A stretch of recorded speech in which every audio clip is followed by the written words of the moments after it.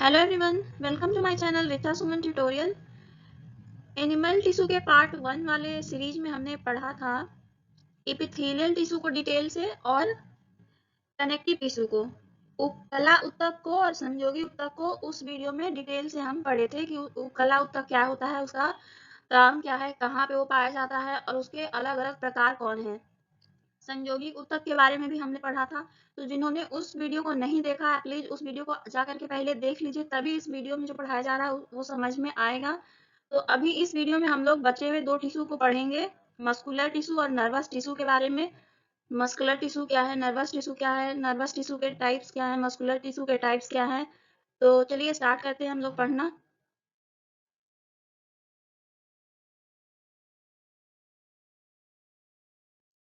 तो चलिए पहले पढ़ते हैं हम लोग मस्कुलर टिश्यू के बारे में। मस्कुलर टिश्यू मतलब पेशीय ऊतक के बारे में, कि मस्कुलर टिश्यू में किस तरह के सेल रहते हैं, किस तरह से सेल बहुत सारे मिल जाते हैं तो किस तरह का मस्कुलर टिश्यू बनता है, इसका काम क्या है। तो चलिए पढ़ते हैं कि मस्कुलर टिश्यू के अंदर जो सेल्स होते हैं वो लंबे लंबे होते हैं और मसल्स फाइबर होता है उसमें, जो कि सिकुड़ता है और बढ़ता है, सिकुड़ता है बढ़ता है। इसको शुद्ध हिंदी भाषा में बोले तो वो अंकुचित होने वाला होता है, कॉन्ट्रेक्टाइल होने वाला होता है। ये क्या करता है कि हमारे अंगों में गति प्रदान करता है। अगर हमारा हाथ चल रहा है तो इसमें मस्कुलर टिश्यू काम कर रहा है, अगर पैर चल रहा है तो मस्कुलर टिश्यू काम कर रहा है, अगर हमारा हार्ट भी, हमारा जो हार्ट है वो भी अगर धड़कन दे रहा है तो मस्कुलर टिश्यू के कारण ही दे रहा है। तो इसको तो हम लोग बाद में पढ़ेंगे कि किस तरह का मस्कुलर टिश्यू होता है जो हमारे हार्ट में गति प्रदान करता है, किस तरह का मस्कुलर टिश्यू जो होता है हमारे अंगों में गति प्रदान करता है। तो मेनली मस्कुलर टिश्यू जो है पेशीय ऊतक, इसका ये काम होता है कि हमारे अंगों में गति प्रदान करता है। ये जो है कॉन्ट्रैक्ट होता है और एक्सपैंड होता है।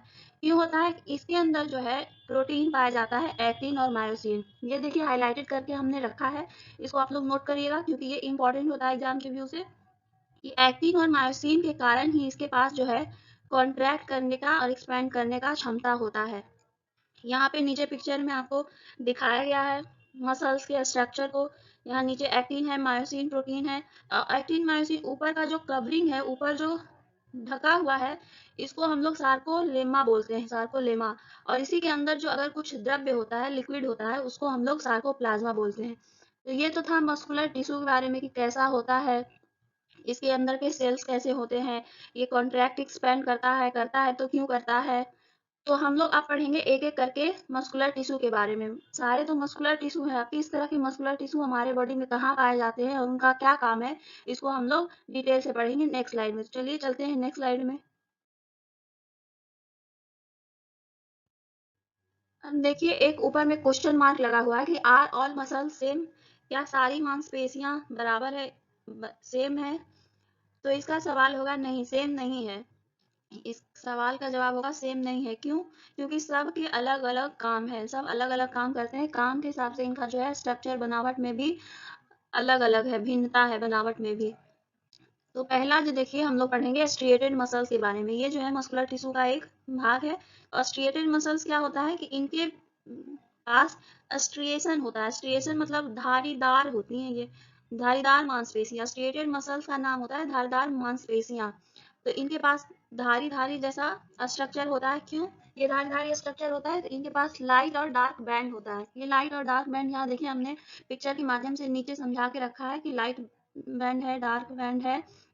एक्टिन प्रोटीन और मायोसिन प्रोटीन के प्रेजेंस को बोलते हैं यहाँ लाइट और डार्क बैंड। जहाँ पे एक्टिन प्रोटीन होगी वहाँ पे लाइट बैंड होगा, जहाँ पे मायोसिन वहाँ पे डार्क बैंड। तो ये जो है लाइट और डार्क बैंड के कारण ही इसमें स्ट्रिएशन होता है, मतलब धारीदार नुमा आकार होता है। और ये स्ट्रिएटेड मसल्स जो है हमारे बोन से जुड़ा होता है, इसीलिए इसको बोलते हैं स्केलेटल मसल्स। स्केलेटल ये जो है कंकाल तंत्र जैसा भी काम करता है, स्ट्रिएटेड मसल्स बोलते हैं। और इसको हमने पहला वीडियो में भी पढ़ा के रखा है, जिन्होंने नहीं देखा वो प्लीज जाकर के देख लीजिए कि जब बोन और मसल्स कनेक्टेड होते हैं तो उस चीज को क्या बोलते हैं। तो उस चीज को टेंडन बोलते हैं। तो स्केलेटल मसल्स इसी के कारण हमारे जो है हाथ में या पैरों में मूवमेंट प्रदान करता है।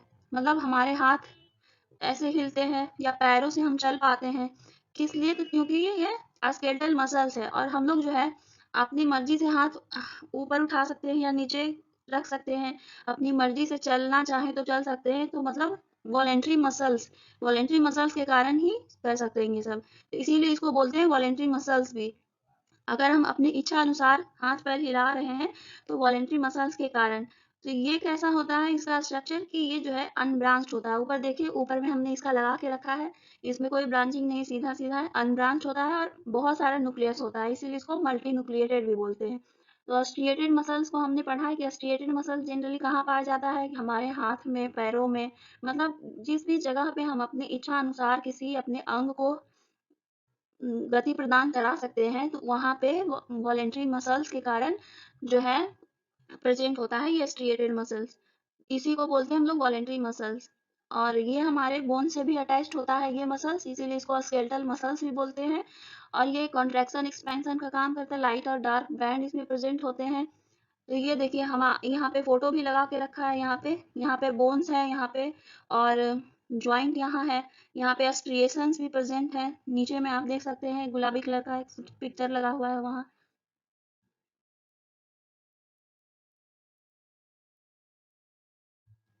अब अगला हम पढ़ेंगे नॉन स्ट्रिएटेड मस्कुलर टिश्यू के बारे में। वो तो था धारीदार मांसपेशियां, अब दूसरा है जिसमें धारीदार नहीं है, इसको नॉन स्ट्रिएटेड मस्कुलर टिश्यू बोलते हैं। तो इसको नॉन स्ट्रिएटेड क्यों बोलते हैं, क्योंकि इसमें अस्ट्रेसिएशंस नहीं होते हैं। क्यों? क्योंकि इसमें लाइट और डार्क बैंड नहीं पाए जाते हैं। और इसको इनवॉलेंट्री मसल्स भी बोलते हैं। तो हमने अस्ट्रिएटेड को वॉलेंट्री मसल्स बोला था, ये इनवॉलेंट्री मसल्स है। अस्ट्रिएटेड मसल्स में अस्ट्रिएशन था, लाइट और डार्क बैंड था, इसमें नहीं होता है। ये इनवॉलेंट्री मसल्स है, इसीलिए जो है जहाँ भी ये पाया जाता है वो हमारे कंट्रोल में नहीं होता है। जैसे स्टोमक में भी कुछ मूवमेंट होता है, गति होता है, इंटेस्टाइन में भी कुछ गति होता है, ओसोफेगस में भी कुछ गति होता है। तो हमारे पेट में जो गति होता है वो हमारे कंट्रोल में नहीं है, वॉलेंट्री नहीं है, हम लोग अपने हिसाब से उसको नहीं चला सकते हैं। डाइजेशन का प्रोसेस उसमें अपने आप होते रहता है, उसमें अंदर की गति अपने आप होती रहती है, उसको हम लोग रोक भी नहीं सकते हैं और अपने मन से बंद भी नहीं कर सकते हैं। तो इसीलिए ये हो गया इनवॉलेंट्री मसल्स, क्योंकि वो हमारे कंट्रोल में नहीं है। तो ये कैसा होता है कि ये यूनिन्यूक्लिएटेड होता है, इसमें सिंगल न्यूक्लियस होता है, और इसको हम लोग स्मूथ मस्कुलर टिश्यू भी बोलते हैं। ये जो है स्मूथ मस्कुलर टिश्यू भी होता है।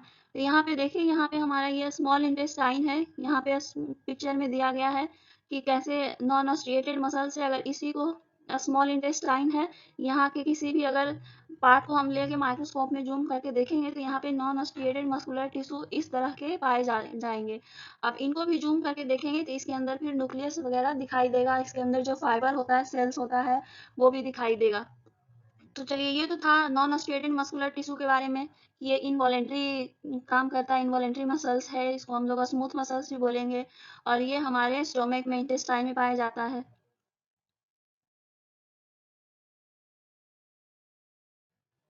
अब अगला हम पढ़ेंगे तीसरा जो है कार्डियक मस्कुलर टिश्यू के बारे में। ये क्या, हृदय की मांसपेशियों के बारे में पढ़ेंगे। तो ये तो पता ही है कि हमारे हार्ट में होता है, हृदय में होता है। तो हार्ट में जो रिदमिक कंट्रैक्शन और रिलैक्सेशन होता है, धक धक धक का जो साउंड होता है, या जो भी कॉन्ट्रैक्ट और रिलैक्स करते रहता है हमारा हार्ट, इसी मस्कुलर टिश्यू के कारण होता है। और ये जो है इनवॉलेंट्री है, हम अपने भी हार्ट को रोक नहीं सकते, अगर रोक देंगे तो फिर हमारा जीवन ही चला जाएगा। ये इनवॉलेंट्री मसल्स है, अपने हिसाब से हम इसको संचालित नहीं कर सकते हैं। इसमें जो है अस्ट्रिएशन होता है प्रेजेंट, लाइट और डार्क बैंड जहाँ भी होगा अस्ट्रिएशन वहाँ पे होगा। और इसका स्ट्रक्चर जो है ब्रांच होता है, लेकिन यूनिन्यूक्लिएटेड ब्रांच होगा, लेकिन इसमें सिंगल न्यूक्लियस होगा। ये जो कार्डियक मस्कुलर टिश्यू है, हमने ऊपर पढ़ा अस्ट्रिएटेड और नॉन अस्ट्रिएटेड, ये दोनों का मिलावट यहाँ पे है, कुछ चीजें उनसे यहाँ ली गई है, कुछ चीजें उनसे यहाँ। ये जो है ब्रांच है, लेकिन इसमें सिंगल न्यूक्लियस होता है। और ये जो है कभी हमारा हार्ट थकता नहीं है, अगर थक जाएगा तो फिर तो हम ही नहीं रहेंगे, हमारा ही जीवन चला जाएगा। तो कार्डियक मसल्स जो है नर्व फाइबर, न्यूरॉन से भी जुड़ा होता है, नर्व फाइबर से भी जुड़ा होता है, मतलब इसके अंदर भी सेंसेशन होता है। तो ये जो था कार्डियक मसल्स के बारे में। इसके अंदर देखिए, यहाँ पे नीचे फोटो में दिखाया गया है कि किस तरह का कार्डियक मस्कुलर टिश्यू होता है। इसमें सिंगल न्यूक्लियस है, स्ट्रिएशन भी प्रेजेंट है, और इसमें जो है देखिए, यहाँ पे इंटरकैलेटेड डिस्क है और न्यूक्लियस सिंगल सिंगल है।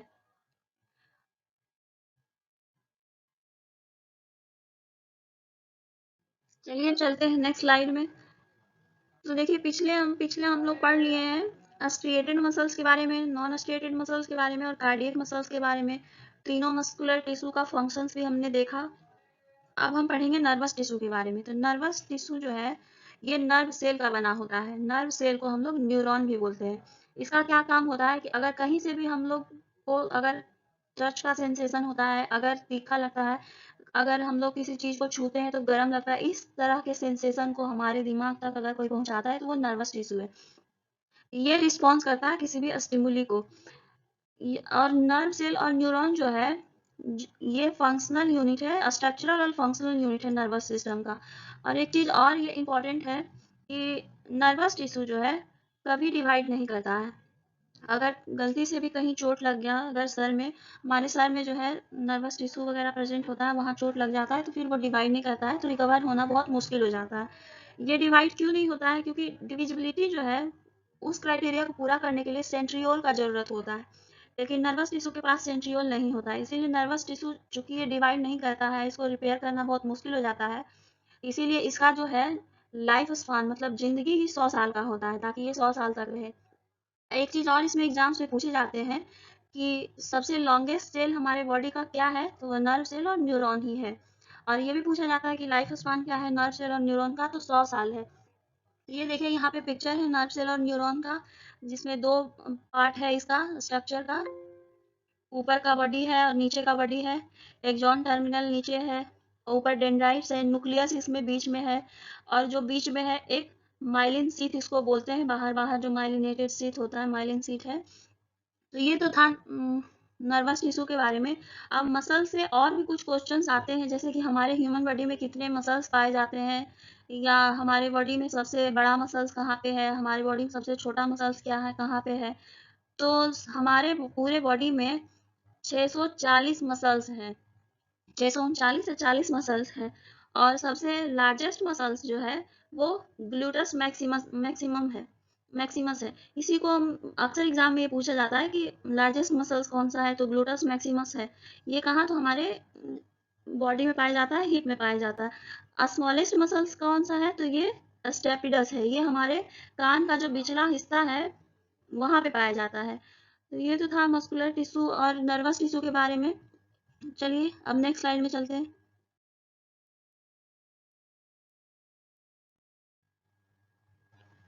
यहाँ पे देखिए एक ह्यूमन बॉडी को लाया गया है, तो उसमें कार्डियक मसल्स को दिखाया गया है, उसके अंदर के मसल्स को दिखाया गया है।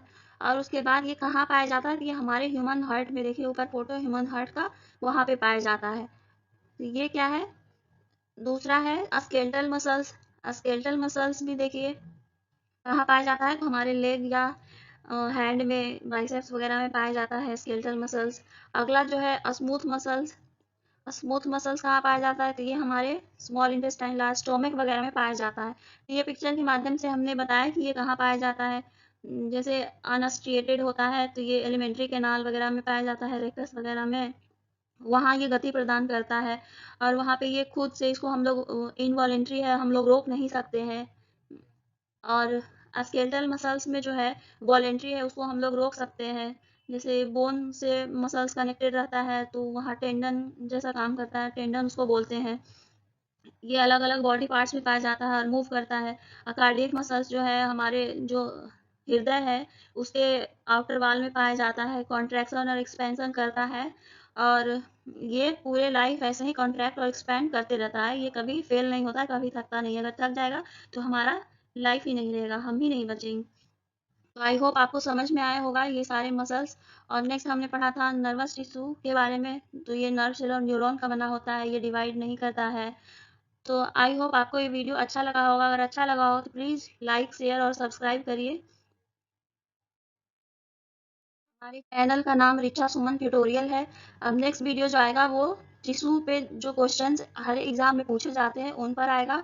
और ये जो हमने पढ़ाया है इसका पीडीएफ भी आपको डिस्क्रिप्शन बॉक्स में मिल जाएगा, तो वहाँ से आप लोग डाउनलोड करके इसको पढ़ सकते हैं।